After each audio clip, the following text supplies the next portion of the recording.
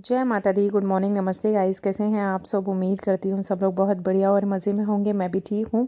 तो आज मेरे ब्लॉग की शुरुआत हो रही है सुबह के 10 बजे से। ये ऑफिस चले गए हैं, आरू स्कूल चला गया है। किट्टू आज स्कूल नहीं गई है तो वो अभी सो रही है। और यहाँ सुबह के 10 बज रहे हैं तो मैं अपनी किचन की करने लगी हूँ डीप क्लीनिंग। घर की ना थोड़ा सा मैंने साफ़ सफाई ऐसे ही कर दी है। मैंने आज डीप क्लीनिंग तो नहीं करी है घर की, लेकिन आज किचन साफ़ ज़रूर कर रही हूँ मैं, क्योंकि महीने में एक दिन मैंने डिसाइड कर रखा है जब मुझे राशन मंगाना होता है उससे पहले मैं किचन को क्लीन कर लेती हूँ।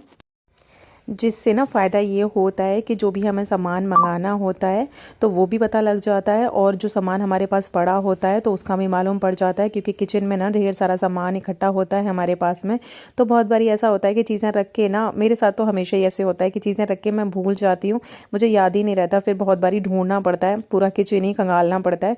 तो इस तरीके से डीप क्लीनिंग करने से ना मुझे वापस से याद रहती हैं चीज़ें कि मैंने कौन सी चीज़ कहाँ रखी हुई है और कितनी चीज़ मेरे पास बची पड़ी हुई है और कितना सामान मुझे अभी महीने के अकॉर्डिंग मंगाना है।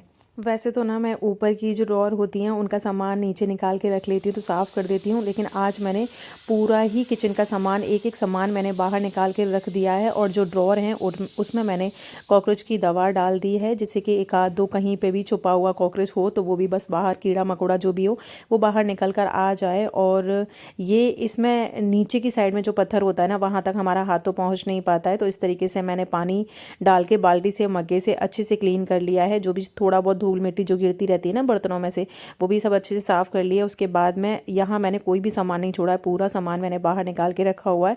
इस तरीके से मेरी मम्मी किचन को साफ़ करती थी, तो आज मैंने बस वही रूल अपनाया है कि सारा कुछ मैंने निकाल के बाहर रख दिया और ढंग से ना इसको मैंने अच्छे से अंदर से भी साफ़ कर दिया है। मैं कर ले रही हूँ बाहर से भी साफ़। यहाँ मैंने ऊपर की ड्रॉअर अच्छे से सर्फ से और गर्म पानी से अच्छे से मैंने वॉश कर दी थी। उसके बाद में एक सूखे कपड़े से मैंने उसको पोंछ दिया है। और ये है मेरी एक बेडशीट ना, जो बेकार पड़ी हुई थी मेरे पास में, तो बस उससे मैंने अच्छे से उसको पोंछ दिया है। क्योंकि ये माइक्रो फाइबर जो फैब्रिक होते हैं ना, कुछ उस टाइप से है। तो यहाँ मैं अब आ गई हूँ नीचे उतर के। तो नीचे मैंने ये टाइल्स भी अच्छे से क्लीन कर दी हैं और यहाँ मैं अपना गैस का चूल्हा भी क्लीन कर दे रही हूँ।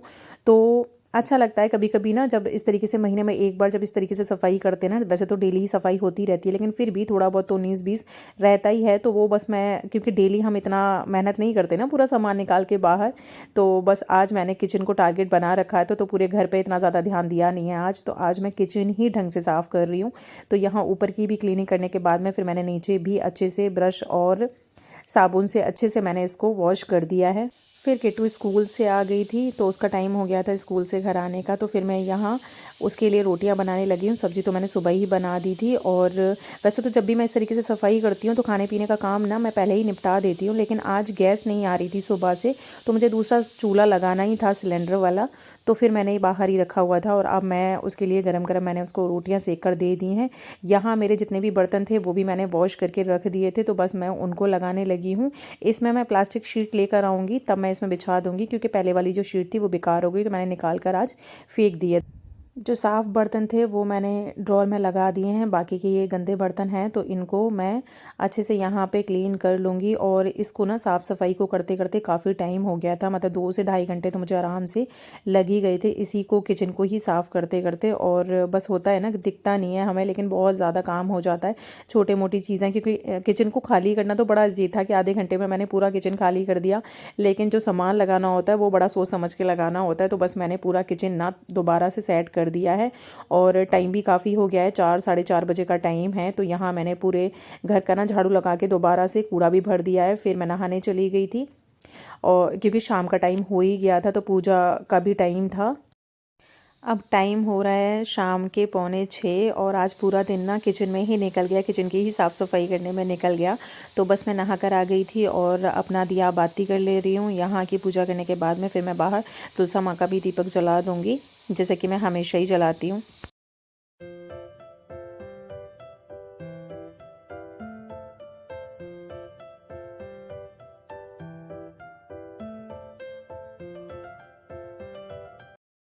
आज ना काम करते करते थकान तो बहुत ज़्यादा हो गई है। हस्बैंड का फ़ोन आ गया था तो उनका कुछ ऑफिस की तरफ से कुछ पार्टी है तो फिर वो वहाँ से ही खाना पीना खा कर आएंगे। लेकिन बच्चों के लिए मैं यहाँ बनाने लगी हूँ क्योंकि सुबह ना बस ऐसे ही चलता हुआ सही खाना खिला दिया था काम की वजह से उनको, तो काम की वजह से उनका खाने पीने का डिले नहीं होना चाहिए। तो थकान तो हो गई है तो कोई दिक्कत नहीं, लेकिन फिर भी बच्चों का पेट भरना तो ज़रूरी है। तो यहाँ मैं बनाने लगी हूँ उन लोगों के लिए दही के आलू, जो मट्ठे के आलू जो बोलते हैं, तो वो मेरे बच्चों के दोनों के ही फेवरेट हैं। तो यहाँ तड़का लगाने के लिए मैंने हरी मिर्च काट ली है, थोड़ा सा जीरा डाला है, थोड़ी सी मेथी डाली है, क्योंकि इसके तड़के से ना मट्ठे के जो आलू होते हैं वो बड़े टेस्टी बनते हैं। तो तेल गरम किया है मैंने सरसों का, तो उसमें मैंने तड़का लगा दिया है राई का, मेथी, जीरा और हरी मिर्च। और यहाँ मैंने ये बेसिक से मसाले पानी में मिक्स करे थे ताकि ना जले ना, क्योंकि इसमें मैं प्याज व्याज लहसुन वगैरह कुछ नहीं डालती हूँ, हरी मिर्च के साथ ही छौंकती हूँ। तो बस थोड़ा सा पानी लिया था मैंने, उसमें हल्दी मिर्च और धनिया डाल दिया था। अब ये आलू बॉईल करके मैंने रखे हुए थे वो मैंने फोड़ के इसमें अच्छे से फ्राई कर लिए हैं।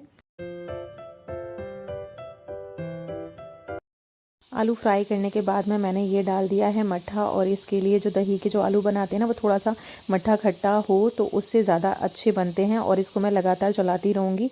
जिस तरीके से कढ़ी बनाते हैं ना सेम वही प्रोसेस होता है, क्योंकि अगर इसको उबाल आने से पहले चलाना बंद कर दो तो थोड़ा सा ना फटी फटी सी सब्जी हो जाती है, तो दिखने में अच्छी नहीं लग रही होती है, टेस्ट तो लगभग सेम वही रहता है।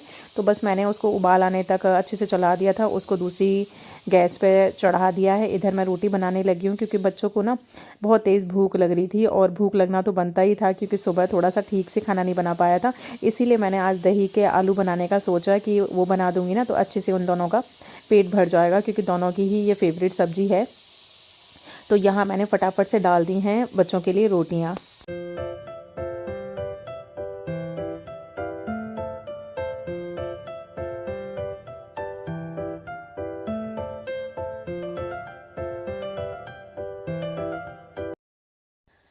अब रोटियों पे लगा दिया है मैंने घी, और दोनों को ही एक साथ खाना दे दूंगी क्योंकि दोनों ही वेट कर रहे हैं खाने का। और इधर सब्ज़ी ज़्यादा गर्म थी इसलिए मैंने बड़े बाउल में इनको निकाल के दे दिया है। और सर्दियों में हरी मिर्च के अचार के साथ में खाने का टेस्ट ही अलग होता है। तो हमारे यहाँ अभी खाने में हर एक किसी को मिर्च का अचार चाहिए ही चाहिए होता है। और इसको ना 2 दिन पहले ही मैंने मिर्च का अचार डाला है, और ताज़ी ताज़ी ही अचार हमारे यहाँ पे खपता है। थोड़ा सा पुराना हो जाता है तो फिर ये भी नहीं खाते और बच्चे भी नहीं खाते हैं। तो इसको मैंने परसों ही डाला था, तो एक हफ़्ते के अकॉर्डिंग मैं डाल देती हूँ। यहाँ 2-3 रोटियाँ और मैं इन लोगों के लिए सेक के रख दे रही हूँ। दिन में ना इनको होमवर्क करने का टाइम नहीं मिल पाता है तो ये लेट नाइट तक पढ़ते हैं। तो इनको बस ऐसे ही पढ़ते पढ़ते भूख लग जाती है, किट्टू को तो हमेशा ही लग जाती है। तो उसके लिए मैं 1-2 रोटियाँ एक्स्ट्रा सेक के रख देती हूँ, तो जब भी उसको भूख लगे तो वो खा ले। अब मैं साथ के साथ किचन का काम भी निपटा दे रही हूँ। तो जो भी टॉवल्स हैं मेरी जो मैं यूज़ करती हूँ स्लिप पे, तो वो भी मैंने फ़ोल्ड करके अच्छे से साफ़ करके, ये जो मैंने छोटा सा एक टेबल रखा हुआ है स्टूल टाइप से ना, इसके ऊपर वाटर मिल्टन रख देती हूँ, मिक्सी रखी हुई है क्योंकि स्लिप पे ना थोड़ा सा कम पड़ जाता है। तो बस मैंने उधर की साइड में अपना टॉवल वगैरह सब कुछ हटा के रख दिया है। साथ के साथ ही गैस का चूल्हा भी साफ़ कर दूँगी मैं, क्योंकि अब बस मुझे ना ऐसे लग रहा है थकान इतनी ज़्यादा हो गई ना कि बस मैं कब बिस्तर पे पहुँचूँ, क्योंकि ना रात में थोड़ा सा आराम मिल जाएगा मुझे। तो फिर ये है कि सुबह से तो फिर से हमें ड्यूटी पर लगना ही है ना बच्चों के लिए।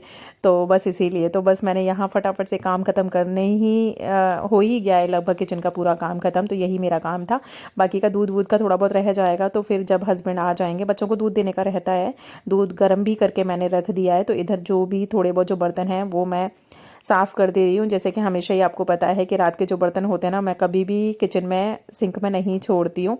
दिन के बर्तन एक बार के लिए, गंदे बर्तन ना 1-2 घंटे के लिए मेरे सिंक में पड़े रहें तो कोई इशू नहीं होता मुझे, लेकिन रात के टाइम पे मैं पूरा साफ़ ही कर देती हूँ। किचन के काम ख़त्म होने के साथ साथ में मेरा व्लॉग ख़त्म होने का भी टाइम हो ही गया है। तो ये था मेरा आज का व्लॉग, और उम्मीद करती हूँ कि मेरे व्लॉग्स आपको अच्छे लग रहे होंगे। मेरे व्लॉग का कोई भी पार्ट आपको अच्छा लगता है तो लाइक करना मत भूला करिए, और जो भी मेरे चैनल पे नए आते हैं विज़िट करने के लिए प्लीज़ मेरे चैनल को कर लिया करिए सब्सक्राइब। मिलते हैं फिर इसी तरीके की वीडियोज़ के साथ में, तब तक अपना ध्यान रखिए। Till then bye bye.